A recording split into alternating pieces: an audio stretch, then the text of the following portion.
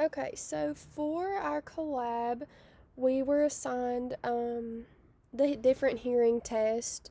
So this is Nikki talking right now. I'm going to be doing our introduction, and I also made our PowerPoint for us to go by. So Gabby is going to be reading the slide about the whisper test, and then Shelly will be reading the slide about the Weber test, and then Jerry will be reading the slide about the Ryan test, and then Jacqueline will be reading the slide about why it is important for people to get these tests done.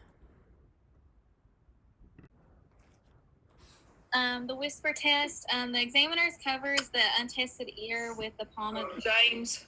The examiner then whispers softly from 1 or 2 feet from the unoccluded ear and out of the patient's sight. The patient with normal acuity can correctly repeat that was what was whispered. Typically, you see those in like school systems, I'm pretty sure.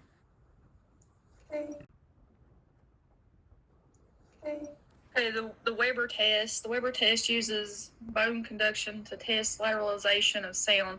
A tuning fork set in motion by grasping it firmly by its stem and tapping it on the examiner's knee or hand is placed on the patient's head or forehead.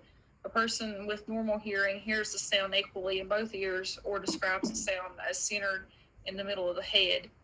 A person with conductive hearing loss, such as from otosclerosis or otitis media, hears the sound better in the affected ear. A person with sensorineural hearing loss resulting from damage to the cochlear or vestibulocochlear nerve hears the sound in the better hearing ear. This is the Ryan test. In the Ryan test, the examiner shifts the stem of a vibrating tuning fork between two positions, 2 inches from the opening of the ear canal and against the mastoid bone. As the position changes, the patient is asked to indicate which tone is louder when the tone is no longer audible.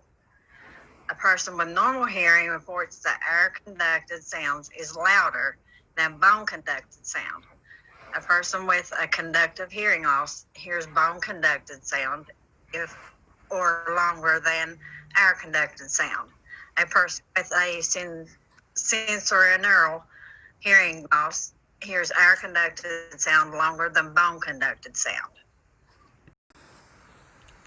Hearing tests are an important tool that can identify hearing loss in children and adults to prevent problems with communication, learning, and development. It is better to detect it early.